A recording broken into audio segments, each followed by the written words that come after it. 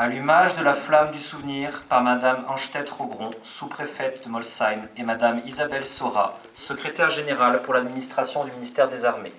La flamme leur est transmise par Messieurs Pierre Rollinet et Henri Mausson, anciens déportés.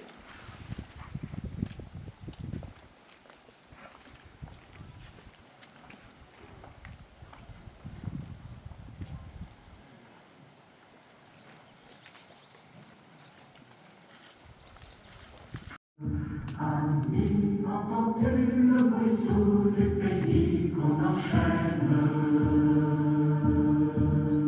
Ô les partisans, ouvriers et paysans, c'est l'alarme. Ce soir, l'ennemi connaîtra le prix du sang et des larmes. Montez de la mine, descendez des collines, camarades.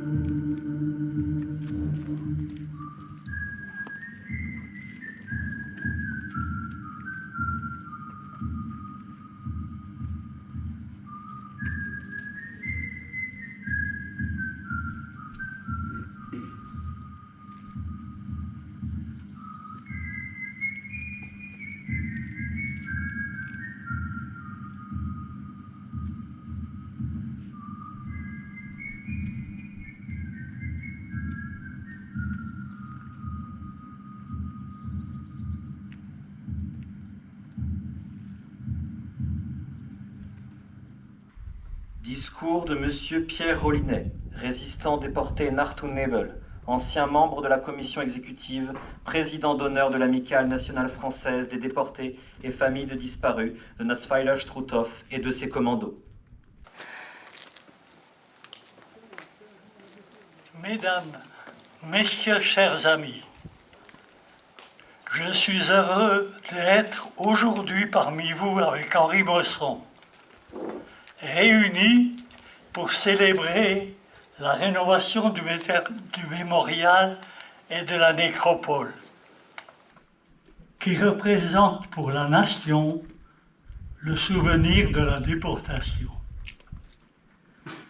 Je suis également heureux de voir qu'autour de cet événement national, nous sommes réunis avec les amicales néerlandaises, luxembourgeoises et françaises, mais également avec le VGKN qui regroupe les mémoriaux et monuments commémoratifs des camps annexes.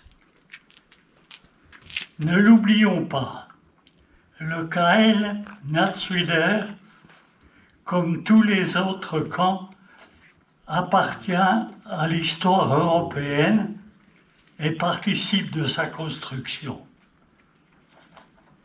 C'est un lieu sacré qui nous rappelle à tous l'horreur que nous y avons vécue. Condamné à mort à la prison de Besançon en décembre 1943. J'ai été classé Nachtun-Nebel et déporté au camp de concentration de Natzweiler en avril 1944, où tout avait été prévu pour nous faire disparaître sans laisser de traces. Après des mois dans l'enfer des camps, certains d'entre nous ont pu connaître la libération et ont voulu témoigner de ce qu'ils avaient vécu. C'était tellement inimaginable que nous n'étions pas écoutés, compris, voire crus. Pour cette raison, nous avons peu parlé. Des amicales et des associations avaient cependant été créées par les survivants et avaient commencé de raconter notre parcours de déportés.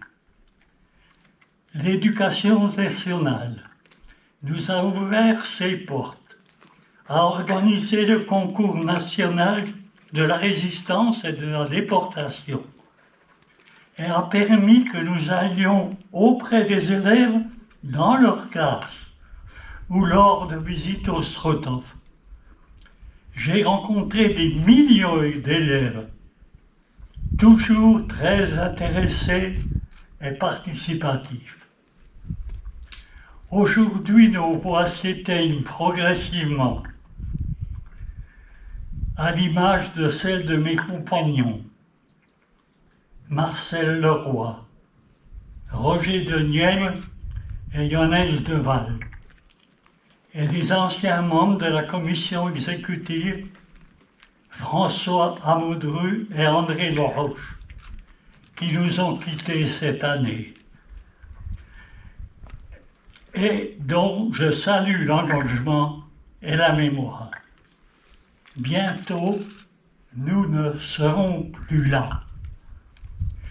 Nous, la déportés, nous avons toujours eu à cœur de participer à l'engagement des divers gouvernements pour l'évolution et l'entretien de ce site, en retrouvant ce mémorial et cette nécropole restaurée. Je suis heureux de voir qu'il continue dans cet effort qui doit traverser les générations. Je suis heureux de voir que, Covid ou pas, l'engagement n'a pas faibli et que malgré l'ombre de cette pandémie qui plane sur nous, ce rassemblement a été voulu et maintenu, même si en début de semaine, en raison du passage du Bas-Rhin en zone rouge, nos camarades hollandais ont dû au dernier moment annuler leur déplacement. Je sais qu'ils sont de tout cœur avec nous. En effet, des lieux comme celui-ci sont non seulement les lieux d'un passé très noir, l'enfer, mais également ceux d'une transmission incarnée que nous ne pourrons bientôt plus assurer nous-mêmes. Comment, au XXe siècle, dans un pays pourtant civilisé, il s'est trouvé des hommes fanatisés par un régime politique pour accomplir tous ces crimes? Tous les hommes, femmes, enfants, envoyés par les nazis dans les camps de concentration, ont connu un sort que les mots ne suffisent pas à qualifier. Et pourtant, la leçon de tous ces crimes n'a pas été entendue. D'autres génocides, d'autres drames humains ont suivi depuis 60 ans. Avons-nous appris quelque chose de l'histoire? Certainement. entre autres celle d'ouvrir les yeux, mais également de les maintenir ouverts. C'est une certitude, un impératif. Vous devez poursuivre ce chemin de mémoire tracé par les anciens déportés depuis 75 ans. Que cette lanterne des morts, allumée en permanence, l'éclaire. Merci à tous ceux qui se sont engagés et s'engagent pour informer, qui continueront à le faire après notre distribution. Excusez-moi. Je vous remercie de votre attention. Le chant des marais, hymne européen de la déportation, dont le texte primitif a été écrit par Johann Esser, déporté au camp de Borgermoor.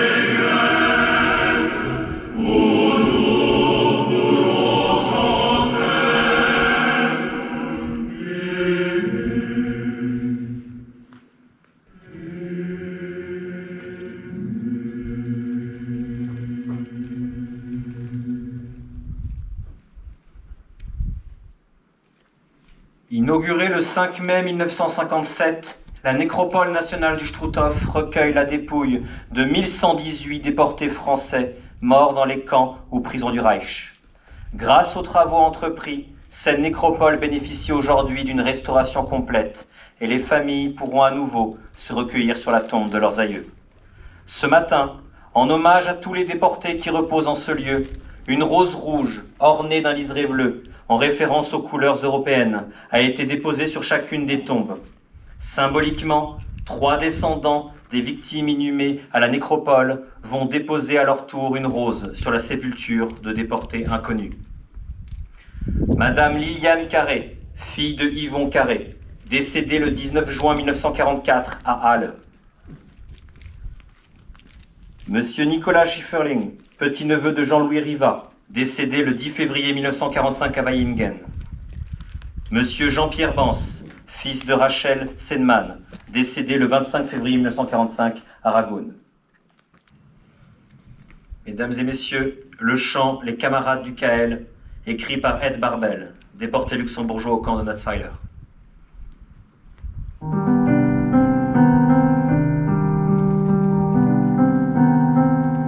Mir drohe lang schon anderen droht, wünsch mi sehr mutig spat doch schon. Mir mahun mir nachgesucht, für uns liegt und Freiheit so. Mir wüsse, mir stehen allein, Kimos kreie sie uns klein. Wir sind Kamerade vom KZ. Wir werden auf mit mir sekret. So schaffen Macht ihr am Hand. Für uns Freiheit euer Land. Lecture par Christian Albecker, président de l'Union des Églises protestantes d'Alsace et de Lorraine, de la prière du matin pour les compagnons de captivité de Dietrich Bonhoeffer, pour un recueillement commun à l'ensemble des cultes.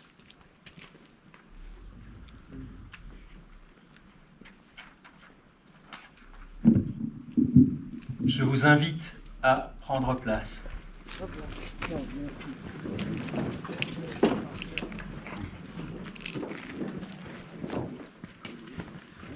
Le pasteur et théologien allemand Dietrich Bonhoeffer a écrit cette prière pour ses compagnons de captivité dans la prison de Tegel fin 1943.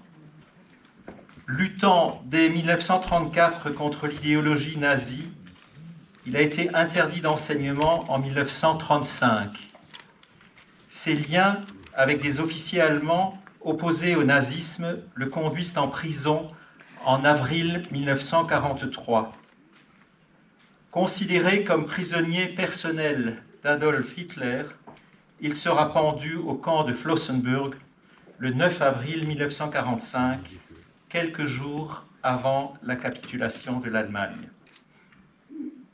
Et je vous invite à vous associer à cette prière qu'il a écrite pour ses co-détenus. Ô Dieu, je t'invoque à l'aube. Aide-moi à prier et à élever mes pensées vers toi. Seul, je ne le peux.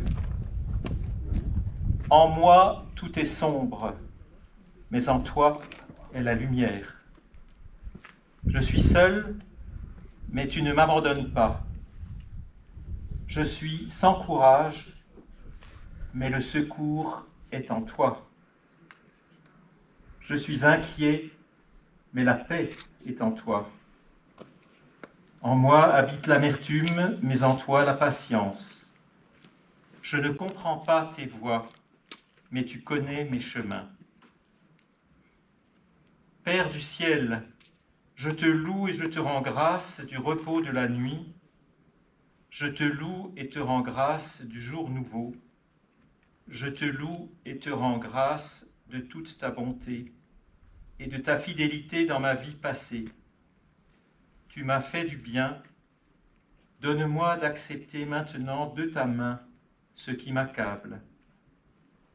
Tu ne me charges pas d'un fardeau que je ne puisse porter, et tu fais servir toutes choses au bien de tes enfants. Amen.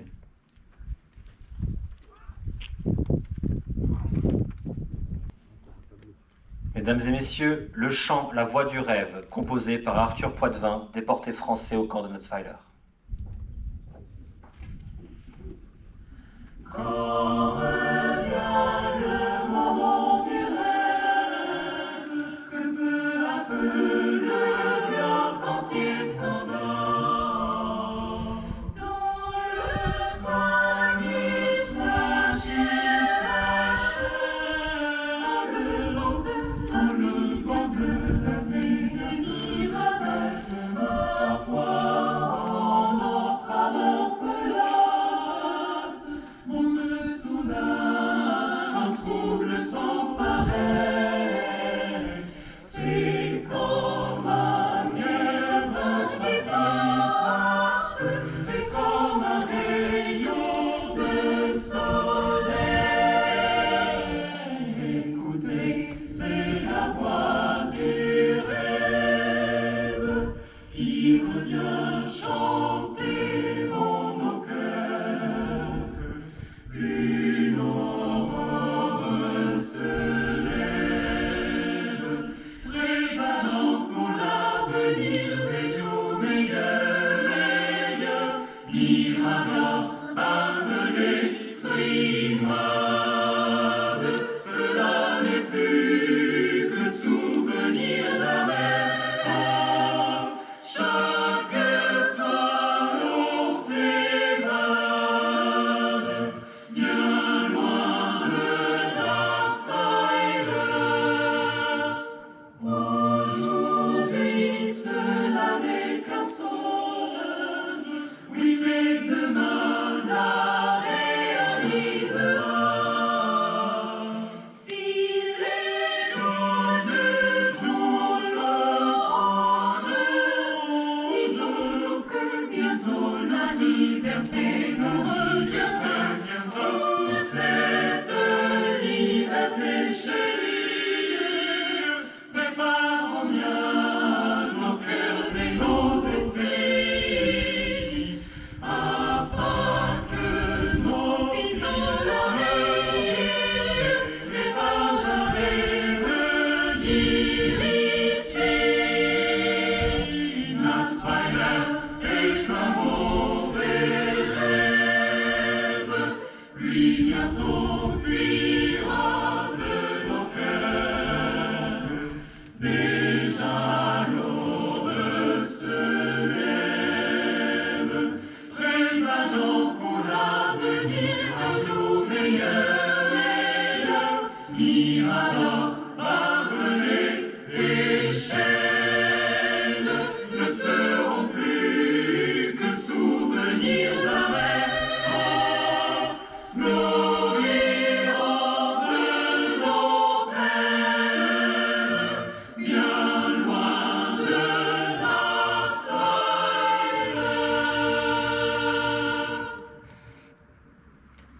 Allocution de Madame Isabelle Sora, secrétaire générale pour l'administration du ministère des Armées.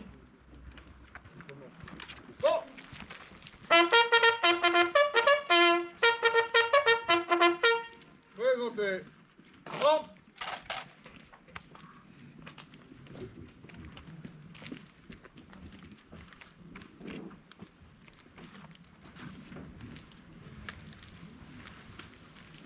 Madame la sous-préfète de Molsheim, représentant Madame la préfète de la région Grand Est, préfète du Bas-Rhin. Madame la directrice générale de l'Office national des anciens combattants et des victimes de guerre.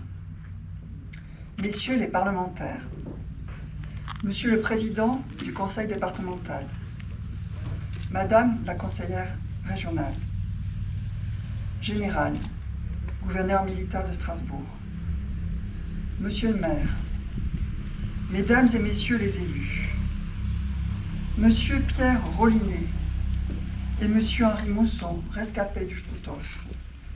Permettez-moi d'ailleurs de vous remercier tout particulièrement de nous faire l'honneur de votre présence. Chère famille des déportés du KL Natzweiler et d'autres camps. Messieurs les présidents des amicales françaises et étrangères du KL Nattweiler. Mesdames et messieurs les présidents des associations mémorielles. Mesdames et messieurs. Il y a désormais 76 ans, les 2, 4 et 20 septembre 1944, plus de 6000 hommes et femmes encore internés dans le camp de concentration de Natzweiler-Struthof étaient transférés vers Dachau et d'autres camps plus à l'est, au cœur du Reich nazi. Aucun d'eux n'était libéré. Pour tous, à l'heure où des peuples d'Europe commençaient à retrouver le chemin de la liberté, le calvaire allait continuer. Terrible paradoxe, douloureuse injustice, que cet acharnement contre ces femmes et ces hommes, héros de la résistance ou victimes des politiques racistes, antisémites et de haine, qui souvent avaient été les premiers à se dresser, les premiers à refuser, les premiers à combattre. Jusqu'au bout du bout, ils devaient encore souffrir, mourir, disparaître, sous les coups de bourreaux aveuglés par la violence d'un régime qui agonisait dans le sang et les larmes. Résistants et populations persécutées, républicains espagnols et polonais réfugiés, militaires et civils, communistes, catholiques, juifs étrangers et français, hommes et femmes, pères et mères, fils et filles, frères, sœurs et amis. Ils avaient le visage de l'humanité. Ils étaient du côté de la dignité et de l'honneur. Du Struthof à Auschwitz, de Ravensbrück à Mauthausen, de Buchenwald à Neuengamme et en tant d'autres lieux, ils devaient être brisés et disparaître au nom d'une idéologie monstrueuse, fruit de la folie des hommes. Vous êtes aujourd'hui une poignée, vous les rescapés, qui depuis ce jour avez porté la voix de vos frères et de vos sœurs ici disparus. Vous l'avez fait avec la loyauté de ceux qui ont survécu, avec le courage de ceux qui ont combattu, avec la détermination de ceux qui ont connu. C'est donc avec admiration, respect et avec une infinie gratitude que je veux vous dire en ces lieux essentiels à notre République, notre reconnaissance éternelle. Reconnaissance pour ce que vous avez accompli et ce que vous dites, et reconnaissance pour votre intransigeance devant la nation, ses citoyens, ses institutions. Ne pas oublier, entretenir, montrer, expliquer, prouver. Nous vous entendons. Et en ce jour de commémoration, bouleversé par la situation sanitaire, je souhaitais venir vous présenter les travaux que nous avons conduits pour cette nécropole et ce haut lieu de la mémoire nationale. Le ministère des Armées entretient, anime et développe 10 hauts lieux de la mémoire nationale et 275 nécropoles. Cette mission est à nos yeux essentielle. Nous nous devons de l'accomplir pour tous les combattants et toutes les victimes de guerre contemporaine. Nous la devons aussi aux générations nouvelles pour les former et les accompagner vers une citoyenneté active et responsable. La restauration ici au Struthof de la nécropole voulue et inaugurée par le général de Gaulle s'inscrit dans un programme pluriannuel ambitieux. Programme qui s'étend de l'aménagement pédagogique de la chambre à gaz, où 130 juifs et tziganes ont été assassinés, à la restauration du camp de concentration, où près de 52 000 hommes et quelques femmes ont été déportés. Conduit par l'Office national des anciens combattants et des victimes de guerre, et sous la maîtrise d'œuvre de Pierre Dufour, architecte en chef des monuments historiques, ces travaux, voulus et financés par le ministère des Armées, sont en cette année 2020 où nous commémorons la figure du général de Gaulle, aujourd'hui achevée, permettant d'envisager la poursuite des restaurations et des constructions nécessaires à la vie de ce haut lieu de la mémoire nationale. Aménagement muséographique, entretien des espaces, activités pédagogiques, expositions et événements culturels sont autant de pierres essentielles à ces édifices que sont les hauts lieux de la mémoire nationale. Si ces travaux étaient essentiels, exigeants et délicats, nous devons les considérer comme une étape supplémentaire dans l'aménagement général du site, véritable vigie pour nos mémoires collectives et les consciences individuelles. La République française, l'Europe, le courage des hommes comme la folie d'autres hommes sont autant de valeurs ou de concepts qu'il est parfois difficile de saisir ou d'expliquer.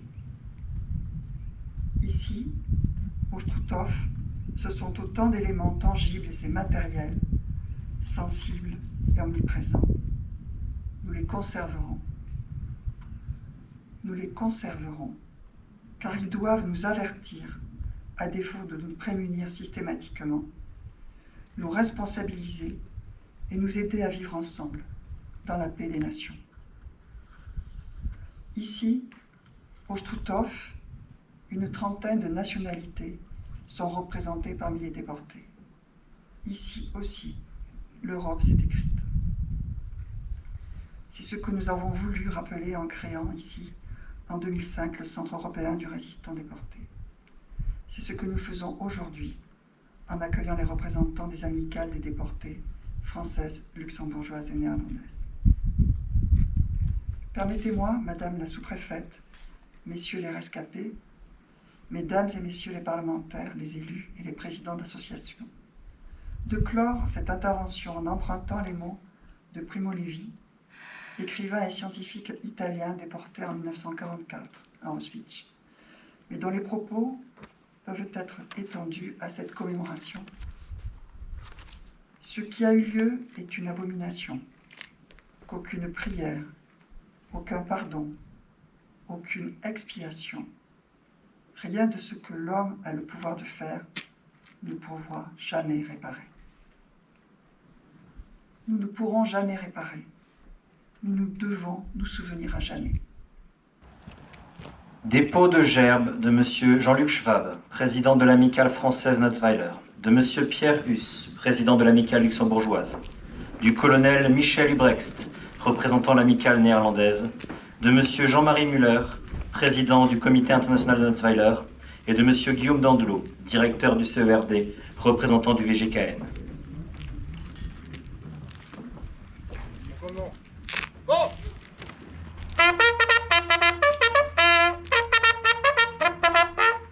Présentez. Oh!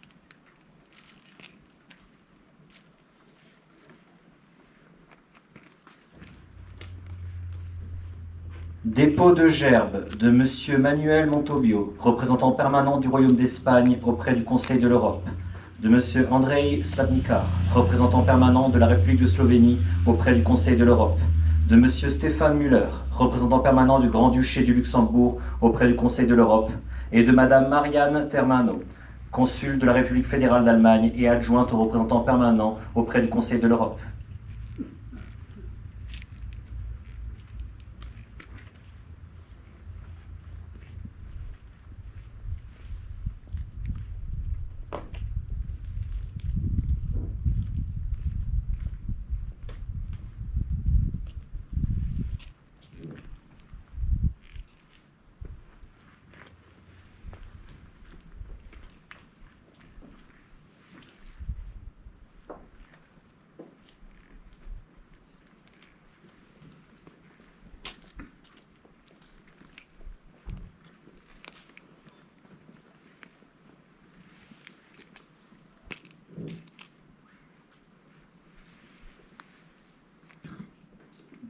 Dépôt de gerbe de M. André Vock, maire de Natzwiller, de M. Frédéric Bierry, président du conseil départemental du Bas-Rhin, et de Mme Marielle Collas-Choly, conseillère régionale de la région Grand Est.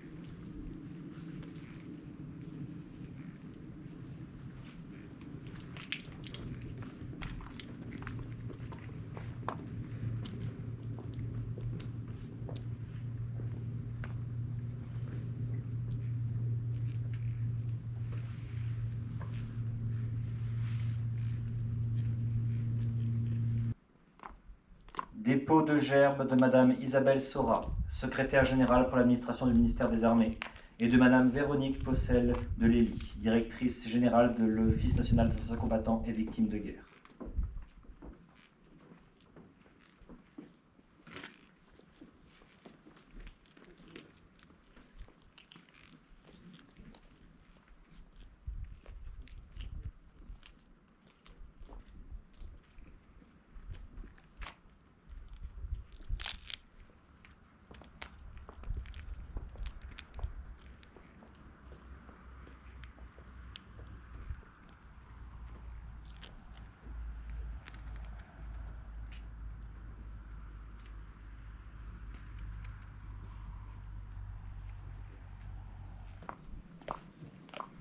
Dépôt de gerbe de Mme Sandrine Anstedt-Rogron, sous-préfète de Molsheim, représentant Madame la préfète de la région Grand Est.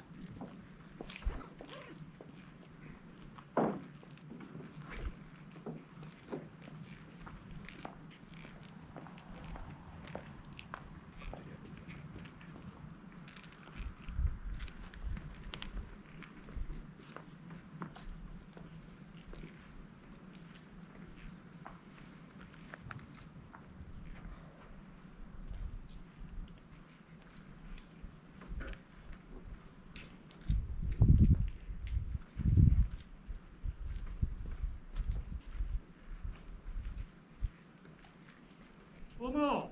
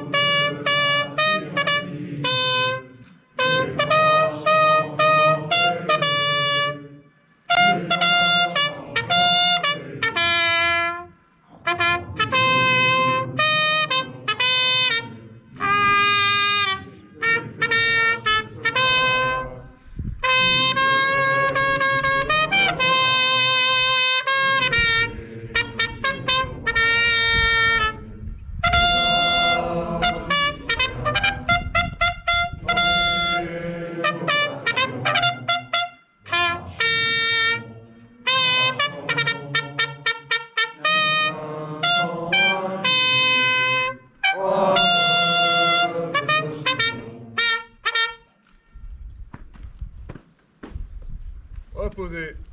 Homme. L'Ode à la joie, hymne européen.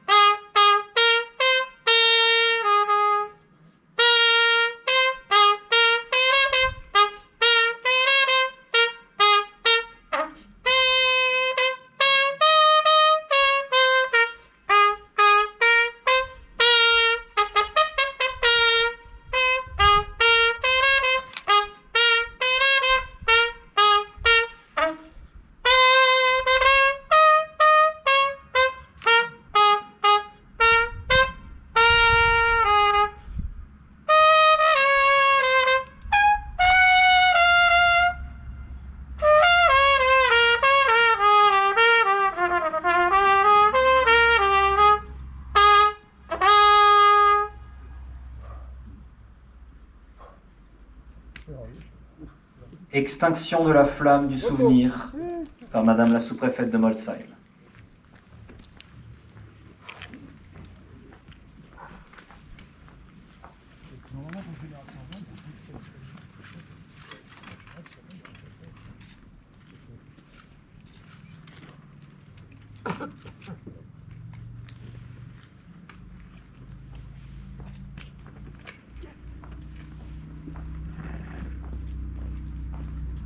À présent, le rang protocolaire va se déplacer pour saluer les porte-drapeaux.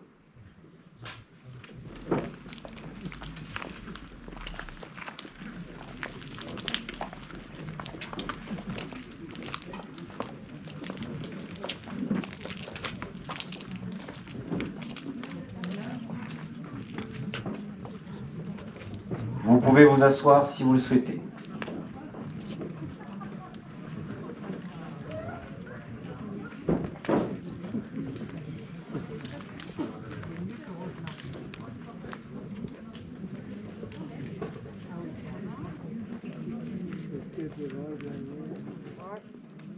Ouais.